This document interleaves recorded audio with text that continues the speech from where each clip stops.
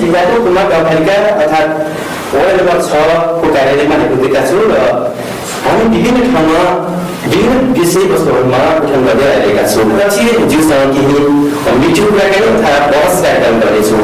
त्यसै गरी आउनुहोस् आजको हाम्रो यो कार्यक्रममा सहयोग गर्न चाहन्छौँ। स्वागत छ अध्यक्ष। धन्यवाद। हजुरको परिचय भयो सर्वप्रथम। नाम वीरबहादुर शर्मा, कुमार गाउँपालिका वार्ड नम्बर 6 को वडा अध्यक्ष।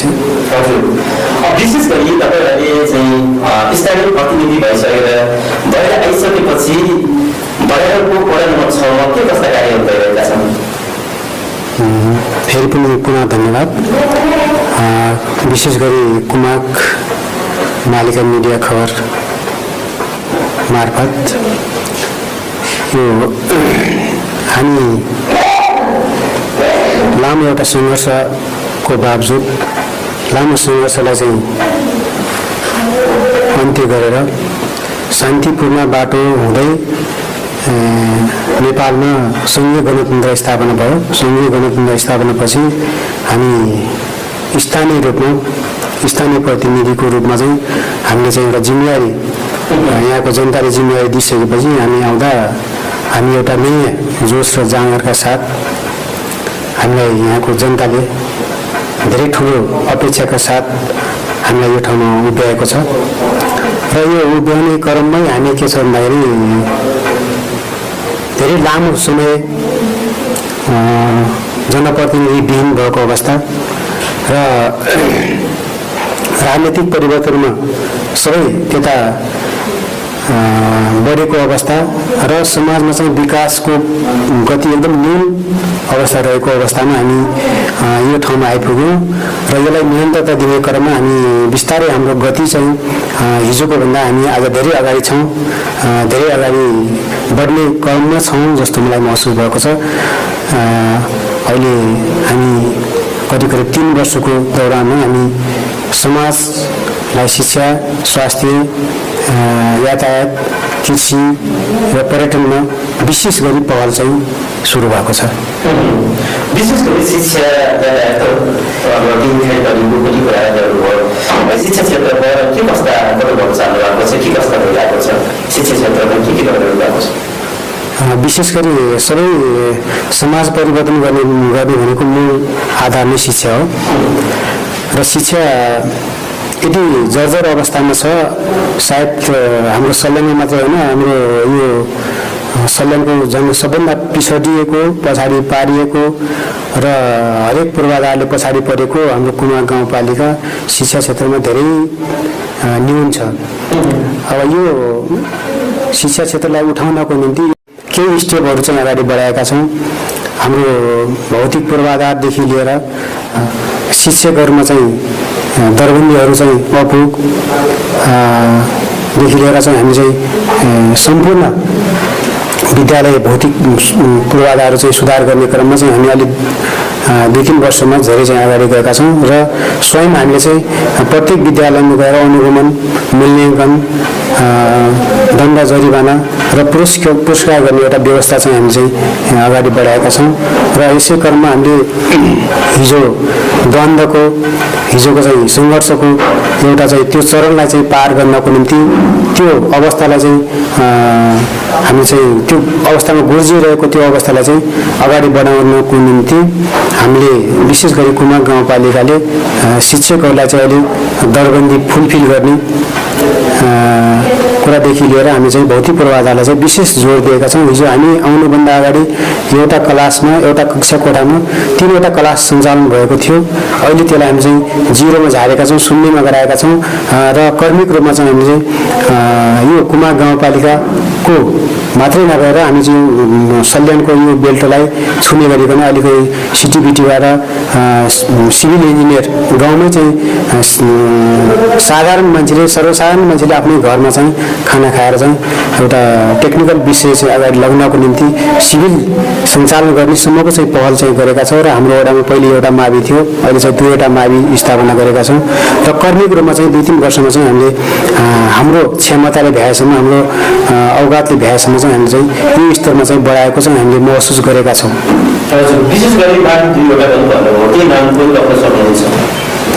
हामीलाई करिब करिब योभन्दा 50-52 सालमा स्थापना भएको बुझेको मावि र अहिले करिब करिब 47 सालमा स्थापना भएको जनकल्याण मावि भन्ने अहिले दुईवटा मावि चाहिँ हामी चाहिँ हाम्रो वडामा चाहिँ सञ्चालन गरिरहेका छौँ। तपाईँले चाहिँ दुवै नाम गर्नुभयो, जस्तै बुझेको र जनकल्याण। मैले जनकल्याणको पनि केही समस्या सम्बन्धी तपाईँले दर्शाउँ र यस विषयमा तपाईँको के छ जानकारी। जस्तै हामीले त्यहाँको अवस्था पनि के हेऱ्यौँ र त्यहाँ स्कुल चाहिँ राम्रो सम्भावना छ र राम्रो क्षेत्र रहेछ र सँगसँगै विशेष गरी अहिले पानीको समस्या साह्रै देखियो, नराम्रो एकदमै समस्या रहेको देखियो, पानीको अवस्था एकदमै नाजुक छ भन्ने कुरा उहाँहरू त्यहाँको प्रशासन पक्षबाट हामीले के सुन्यौँ। त्यो योजना के छ आउँदा दिनहरूमा तपाईँहरूको योजना? एकदम सान्दर्भिक कुरा ल्याउनुभयो। हामीले जब मावि सञ्चालन गर्ने अठोट लग्यौँ र भौतिक संरचनाहरू पनि निर्माण हुँदैछन्। तपाईँले भर्खर देख्नुभयो चाहिँ भवन तयार भएको छ र अब त्यहाँ चाहिँ सार्वजनिक टोयलेटहरू पनि तयार हुँदैछ। अब मेन गरी चाहिँ त्यहाँ चाहिँ पानीको समस्या छ। पानीको समस्याको निम्ति हामीले चाहिँ अहिले करिब करिब 50 लाख रुपियाँ चाहिँ हामीसँग आएको छ, अख्तियारी आइसकेको छ।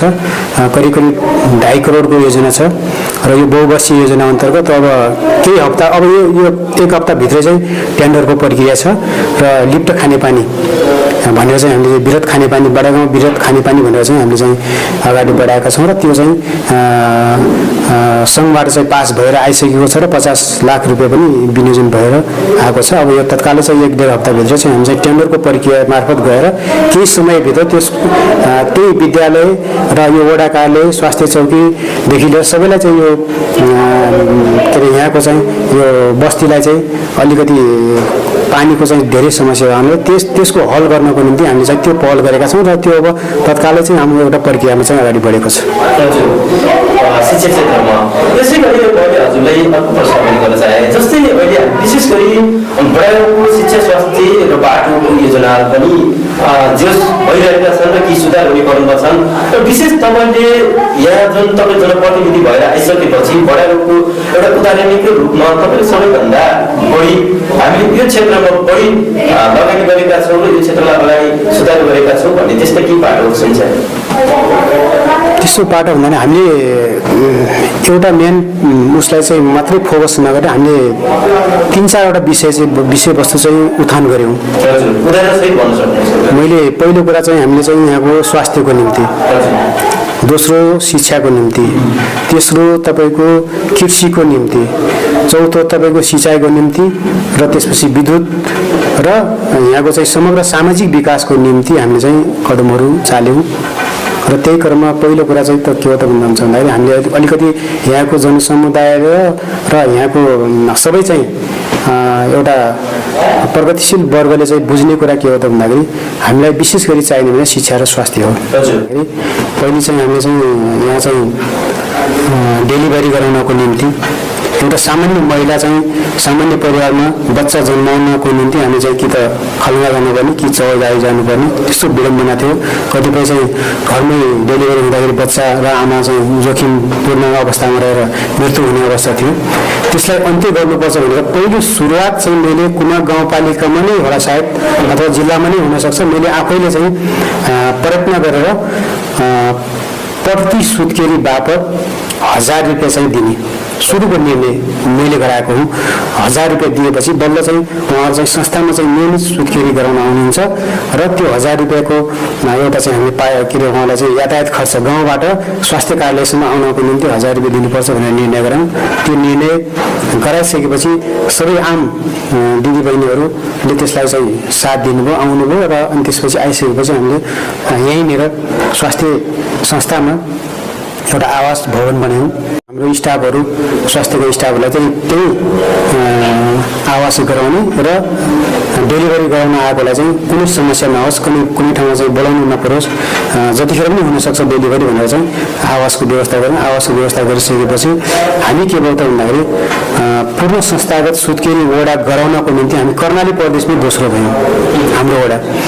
र यसले के एउटा सन्देश दियो भन्दाखेरि सबैलाई एउटा के सन्देश दियो भने चाहिँ ओहो हामीले चाहिँ बच्चा जन्माउनलाई संस्थामा नै जानुपर्छ र आमा र शिशुको भविष्य सुनिश्चित हुन्छ र त्यस बापत त्यो संस्थामा आए बापत केही सहुलियतपूर्ण चाहिँ यातायात खर्च पनि पाइन्छ भन्ने कुरा ठुलो जनसमुदायमा एउटा छाप परेको छ र एउटा हाम्रो चाहिँ इज्जतको विषय पनि भएको छ। हामी कर्मगली प्रदेशमा हामी दोस्रो भयौँ, यो सबभन्दा चाहिँ हामीलाई चाहिँ गौरवको विषय छ।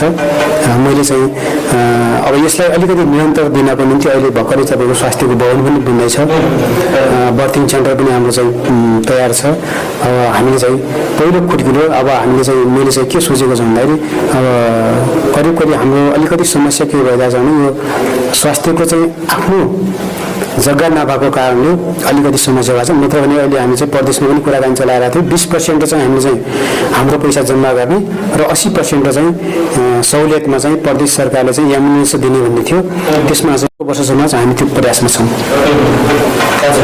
विशेष गरी अब हामी विकासशील पूर्वाधारतर्फ जाउँ।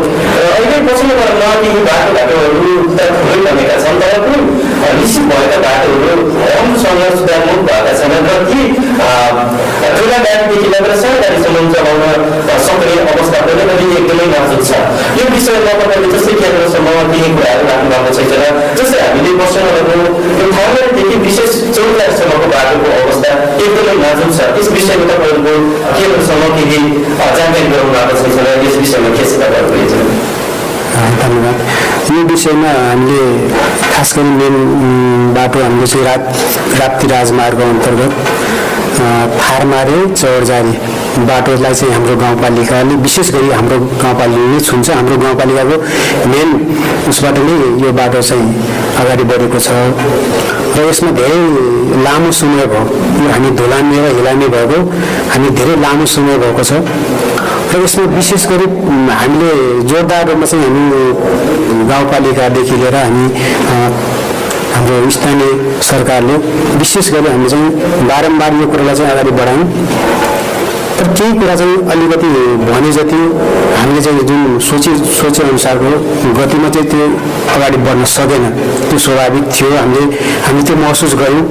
हामीले बारम्बार भन्दाखेरि अहिले चाहिँ के भन्छ भन्दाखेरि पछिल्लो चरणमा चाहिँ प्रदेश सरकारले चाहिँ केही रकम दिएर दुईवटा चाहिँ टेन्डर खोलेर चाहिँ काम सुरुवात भएको छ र अहिले बिचमा हामीले फेरि दार्मा र कुमाकलाई चाहिँ विशेष गरी एउटा ऱ्याब भन्ने संस्थालाई चाहिँ योभन्दा अगाडि अन्यत्र चाहिँ काम गरिरहेको छ। उनलाई चाहिँ त्यो संस्थालाई चाहिँ सम्झौता गरेर केही मर्मतको काम चाहिँ अहिले तत्काल भइरहेको छ। तपाईँले देखिराख्नु भएको छ बाटोमा धेरै मान्छेहरू काम लगाइरहेछन्। वालको, जालीको, तपाईँको आफ्नो के अरे यो ग्राइबिलको होइन, अप्ठ्यारो ठाउँको सोलिङको अब करिब 1-1.5 महिनाभित्रै यो बाटोमा चाहिँ धेरै सुधार हुनेछ भन्ने चाहिँ हामीले चाहिँ गइरहेका छौँ। यसमा हामीले धेरै पहल गऱ्यौँ। प्रदेश सरकारलाईदेखि लिएर सम्म गएर हामीले चाहिँ धेरै प्रयत्न गऱ्यौँ र अहिले चाहिँ अब सायद यो वर्ष बर्खामा चाहिँ त्यति चाहिँ समस्या हुँदैन भन्ने हामीलाई महसुस भएको छ र यो बारेमा चाहिँ हामी चाहिँ धेरै चाहिँ दुःख कष्ट चाहिँ हिँड्नुपर्ने बाध्यता हामी थियो। अब चाहिँ सायद यो वर्ष चाहिँ हट्छ कि भन्ने हामीलाई चाहिँ आशा छ। यसै गरी अब हामी यहाँका पनि थुप्रै एउटा धार्मिक पर्यटकीय क्षेत्र बोकेका थुप्रै क्षेत्रहरू छन् र ती क्षेत्रहरूको लागि तपाईँको योगदान एकदमै महत्त्वपूर्ण छ। र विशेष गरी हामी मालिका र दिदी दर्ता मन्दिर पनि छ र थुप्रै छन् यहाँ सम्मानमा बोकेका त्यस्ता क्षेत्रहरू। तपाईँको प्रतिनिधिको तर्फबाट तपाईँ कसरी हेर्नु भएको छ यी पर्यटकीय क्षेत्रलाई आउने दिनहरूमा अलि सुधारमा बनाउनको लागि कसरी हेर्नु भएको छ? हामीले पर्यटनको लागि पर्यटन अन्तर्गत धार्मिक क्षेत्र भनौँ भने खासै पर्यटन भन्दा धार्मिक क्षेत्र हाम्रो जस्तो मालिका भयो, हामी सिद्ध साई कुमारी, हाम्रो वडा गाई निजीले र कालिका मन्दिर, अनि त्यसपछि पौराणिक कालदेखि हिजोदेखि परम्परागत रूपमा चाहिँ हामीले चाहिँ दसैँको टाइममा बलि दिने जो प्रथा छ त्यो प्रथा अन्तर्गत हामीले जो स्थानीय कोटलाई संरक्षण गर्ने कुरा र यो कालिका मन्दिरलाई चाहिँ हामी चाहिँ मर्मत गर्ने संरक्षण गर्ने कुरा मर्मत चाहिँ हामीले गऱ्यौँ, तर संरक्षण गर्ने कुरामा चाहिँ अलिकति समस्या छ। यो सामाजिक वातावरण चाहिँ अलिकति के हुँदो रहेछ भने धार्मिक आस्था विचार राख्ने पुरानो अलिकति मनस्थिति जो समाजमा चाहिँ त्यो अलिक बिग्रिनु भएको स्थिति छ। अब हामी चाहिँ निर्माण गर्नु मात्रै ठुलो कुरा रहन्छ, त्यसलाई चाहिँ परिचालन गर्ने, त्यसलाई चाहिँ स्थायित्व दिने भन्ने कुरा नै बडो महत्त्वपूर्ण कुरा रहेछ। निर्माण त गर्न सकिन्छ, तर संरक्षण र त्यसको चाहिँ नियन्त्रण दिने भन्ने सबभन्दा ठुलो कुरा रहेछ। हामीले मालिकामा बडा पूर्वदेखि चाहिँ ध्वस्त भएको मन्दिरलाई चाहिँ हामी चाहिँ त्यो जीर्णोद्धार गरेर चाहिँ हामी चाहिँ निर्माण गर्यौँ। पर्यटनहरू भित्र्याउने र वार्षिक रूपमा चाहिँ मेलाहरू लगाउने भनेर चाहिँ हामी सुरुवात गऱ्यौँ। त्यो मन्दिर निर्माणसँगै सुरुवात गरेर एउटा चाहिँ राम्रै चाहिँ प्रभाव पर्यो। वार्षिक रूपमा चाहिँ मेला लगाउने, हामी चाहिँ मेला लगाउने 2 वर्ष मेला लगाउने। यो वर्ष चाहिँ हामीले अलिकति कोभिडका कारण चाहिँ हामीले चाहिँ केही गर्न सकेनौँ, त्यसमा हामीलाई अलिकति दुःख लागेको छ र हामी सायद अर्को वर्ष अलिकति व्यापक रूपमा चाहिँ मालिकालाई पनि अलिकति सायद बारमा चाहिँ हामी कुमारले संयुक्त रूपमा चाहिँ अलिकति पर्यटकीय स्तरमा आन्तरिक बाहिर त नभनौँ, आन्तरिक पर्यटकलाई चाहिँ भित्र्याउने गरी त्यहाँ चाहिँ रमाइलो वातावरणका साथ वार्षिक रूपमा नभए मासिक रूपमा चाहिँ पिकनिक खान जाने, एउटा रमाइलो चाहिँ भिजिट गर्न जाने विद्यार्थीहरू साना भाइ बहिनीहरूलाई चाहिँ त्यस्तो किसिमको वातावरण बनाउने भन्ने सोचका साथ अगाडि बढेका छौँ र सायद अर्को वर्ष अलिकति धेरै व्यापक रूपमा चाहिँ हामी चाहिँ कार्यक्रमका साथ तपाईँ जस्तै यस्तै मिडिया मार्फत अगाडि बढाउने गरिकन हामी चाहिँ अगाडि योजना चाहिँ अगाडि बढाएका छौँ र सांस्कृतिक रूपमा चाहिँ हामीले जस्तो साई कुमारी, यो कोट र चाहिँ हाम्रो मालिकालाई चाहिँ विशेष गरिकन पर्यटन क्षेत्रको रूपमा र धार्मिक आस्थावान विचार राख्नेहरूलाई चाहिँ सम्मानका साथ अगाडि बढाउने चाहिँ हामीले सोच बनाइराखेका छौँ। यो बडाइरोको क्षेत्रमा प्रतिनिधि भएर आइसकेपछि विशेष गरी बडाइरोको जुन विविधता मन्दिरमा केही मूर्तिहरू पुराना मूर्तिहरू पनि थिए र यहाँको जुन चियाको नाम रहेको जुन विविधता मन्दिर छ भन्ने कुरा चाहिँ हामीले देखिरहेका छौँ र ती इतिहासहरू थिए, केही इतिहासहरू बिर्सिसकेका छन् र केही इतिहासहरू पनि रातारात यहाँबाट जुन बाटो मूर्ति कुमारको व्यक्ति नभेटिए त्यहाँ जानकारी गराउँदा पनि हामीले यहाँका कुनै व्यक्तिहरूले पनि उहाँलाई चाहिँ ध्यान दिनु भएन र वास्तवमा यहाँको त्यो मूर्ति अहिले सुर्खेतको सङ्ग्रहालयमा राखेको छ भन्ने कुरा भएको छ। तपाईँ एउटा बडापक्षको नाताले त्यो मूर्तिलाई अथवा यहाँको संरक्षणलाई बचाउनका लागि कस्तो भूमिका गर्नुहुन्छ? विशेष गरी के भन्दा त्यो मूर्ति चाहिँ फलानु ठाउँको हो भने खास प्रमाणित भएको छैन। यो प्रशासन मार्फत हामीले जानकारी पाएको कुरा फलानु ठाउँमा भेटियो भन्ने छ। अब त्यो हामीले चाहिँ पुरातत्व विभागले फलानुको हो यो हो भन्ने कुरा चाहिँ अलिकति प्रुफ नभइसकेपछि हामीलाई अलिकति अन्यल त भएको छ र त्यो विषयमा अब त्यो प्रशासनले चाहिँ कसरी बुझ्यो कसरी लग्यो त्यो हामीलाई अलिकति जानकारी पनि गराएको छैन होइन। यहाँको हो यो भनेर चाहिँ अब त्यो सङ्ग्रहालयमा राखेको होला, अब कि त हामीले यहाँको हो ल यसरी आउनुहोस् भनेर चाहिँ भनेको एउटा हुन्थ्यो। हामीले पनि यही हो भनेर चाहिँ कसरी भन्ने एउटा आधार भएन पहिलो कुरा। र अब मेरो खास हाम्रो योजना के छ भन्नुहुन्छ, अर्को वर्ष हामी चाहिँ दसैँको टाइम लगतै दसैँभन्दा अगाडि तपाईँहरू पनि हामी चाहिँ हामी स्थानीय भएको हुनाले भोलि चाहिँ के त भन्दाखेरि यहाँ यो मन्दिरको अगाडि 2वटा ठुला चाहिँ बाघको मूर्ति स्थापना गर्ने भन्ने हामीले चाहिँ योजना बनाएका छौँ। सिमेन्टेड मूर्ति हामी चाहिँ अब अरू धातु जन्मिए गाउँदाखेरि अलिक चोरी हुने एउटा यदि हुने अलिकति समस्या देखियो। हाम्रो मूर्ति चाहिँ तपाईँको हामी सिमेन्टेड राम्रो खालको हामी चाहिँ बनाउने चाहिँ अवधारणा ल्याएका छौँ। जो पुरानो चाहिँ जो बडाइरोको चाहिँ मन्दिर थियो त्यसलाई केही झल्काउने गरिकन हामी चाहिँ सायद अब केही समयभित्रै चाहिँ त्यो अनुभूति चाहिँ हामीले यहाँको चाहिँ जनतालाई र बाहिर जो बसिराख्नु भएको छ पहिले चाहिँ यहाँको जन समुदाय चाहिँ अनुभव गर्नुभएको थियो, देख्नु भएको थियो, उहाँले पनि अब गर्नुभएछ यस्तो गर्ने गाउन खोज्नु भएको रहेछ भन्ने कुरा चाहिँ हामी त्यो पुरानो चाहिँ जो मन्दिरको झलको हो त्यो चाहिँ दिने चाहिँ हामी सोच बनाइराखेका छौँ। यसको संरक्षणको लागि के छ? यसको विशेष गरी यसको संरक्षण भन्दा अहिले खास के चाहिँ भन्दा यो पूजाआजा गर्ने परम्परा पहिलेकोमा धेरै घटेको छ होइन। अब त्यो पूजाआजा नगर्ने होइन, हामीले चाहिँ अब एउटा आस्था हुन्छ नि, मान्छेको विचार जे भए पनि जति ज्ञान आर्जन गरे पनि हामीले चाहिँ धार्मिक रूपमा चाहिँ एउटा के हो भन्दाखेरि आस्थालाई चाहिँ हामीले चाहिँ तोडेको, आस्थालाई चाहिँ अलिकति व्यवस्था गरेको र केही त्यहाँबाट चाहिँ त्यो मन्दिरबाट चाहिँ केही हामीलाई चाहिँ मुनाफा चाहिँ हुँदैन भन्ने यस्तो सामाजिक रूपमा यस्तो सोच भएको भन्नाले हामीले के भन्छ त्यो आसपासमा अलिकति इमान्दारीपूर्वक कहिले दैनिक निष्ठापूर्वक चाहिँ नित्य त्यस्तो प्रक्रियाभित्र जो छिर्छ त्यस्तो मान्छेलाई एउटा समिति गठन गरेर समिति मार्फत गराएर त्यसलाई एउटा जिम्मा दिने एउटा सामूहिक रूपमा चाहिँ उसलाई एउटा दायित्व वहन हुने गरी जिम्मा दिने र समग्रत अब हामीले एउटा वडाको प्रतिनिधिको हिसाबले हामीले सबैले चाहिँ यहाँको नजिकै वडाकाले नजिकै भावना हामीले एउटा दायित्वपूर्वक हामीसँग हुने कुरा भइहाल्यो। नितान्त रूपमा चाहिँ के भने कहिले चाहिँ चाडपर्वको समयमा यसो त्यसलाई चाहिँ संरक्षण गर्नको निम्ति हामीले एउटा समिति मार्फत अगाडि बढ्ने सबैले विकल्प राम्रो विकल्प देख्छौँ।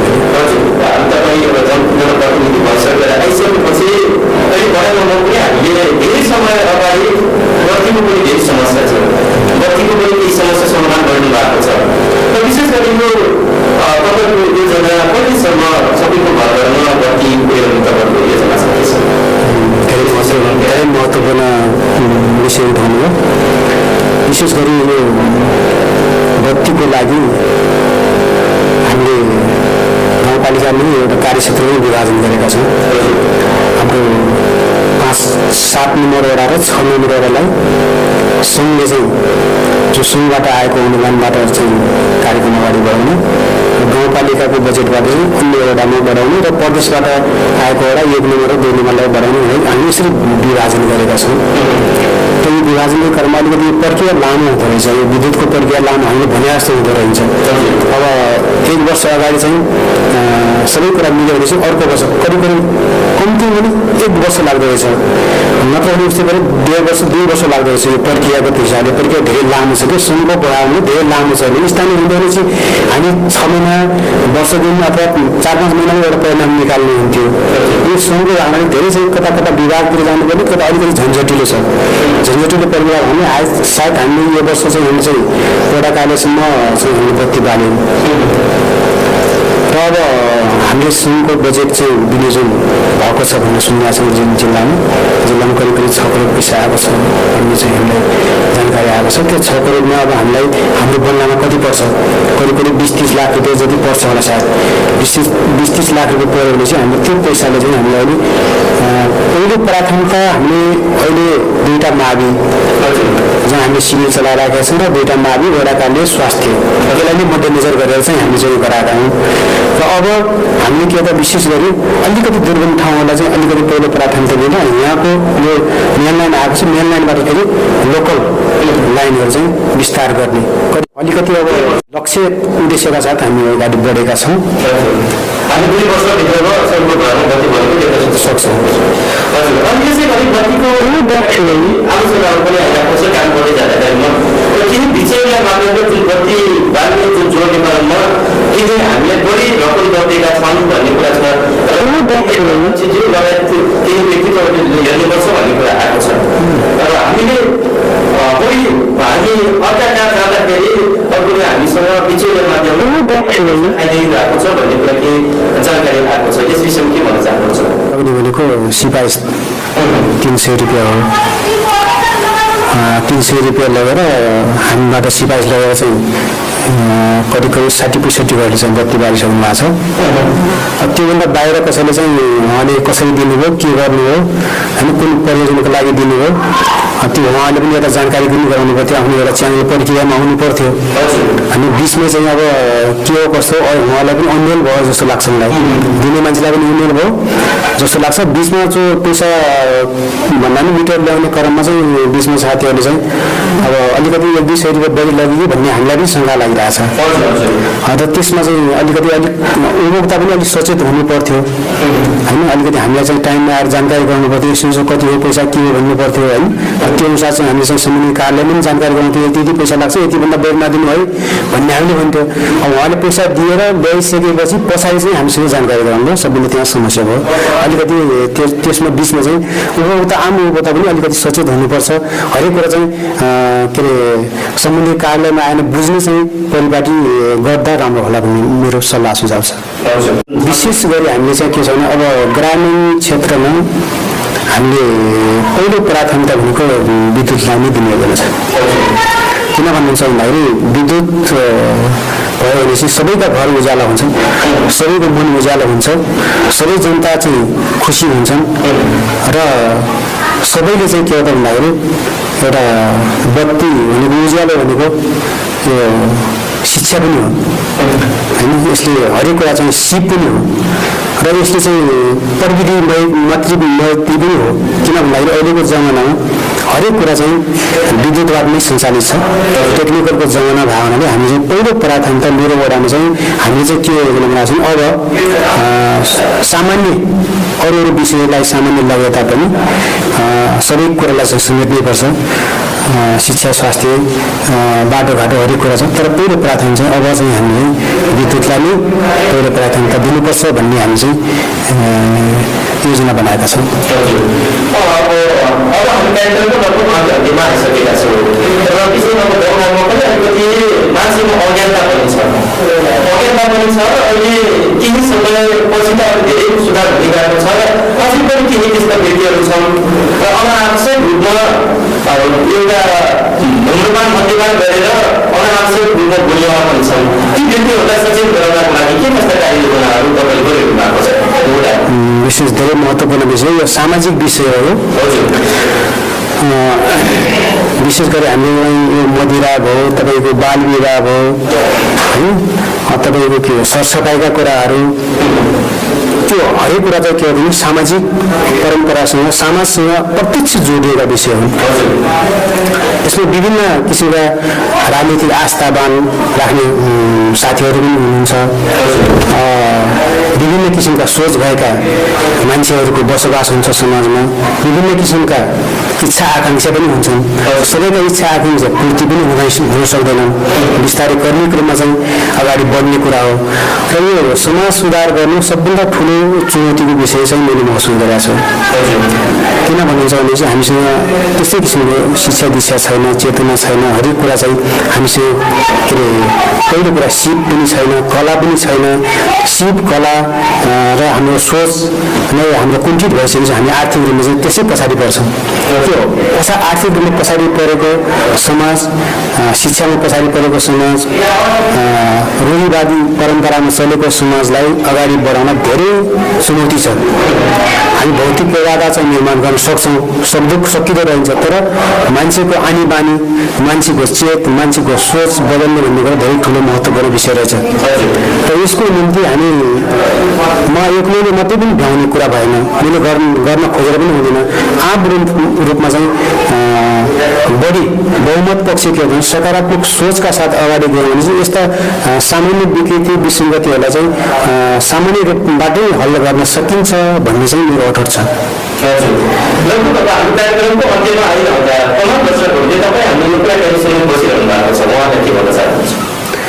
विशेष गरी म बाहिर बसेका साथीहरू, मित्रहरू धेरै एउटा मेहनतको लागि एउटा हाम्रो आफ्नो परिवारको निम्ति, आफ्नो गाउँको निम्ति, आफ्नो देशको निम्ति केही न केही राम्रो किसिमको परिवर्तन होस्, केही न केही राम्रो किसिमको चाहिँ विकास होस्, केही न केही हिजोको भन्दा अलिकति परिवर्तनशील होस् भन्ने सोच राखेर उहाँले दिन प्रतिदिन हामीलाई यता ओरिएन्टेसन गरिराख्नु भएको हुन्छ, हेरिराख्नु भएको हुन्छ।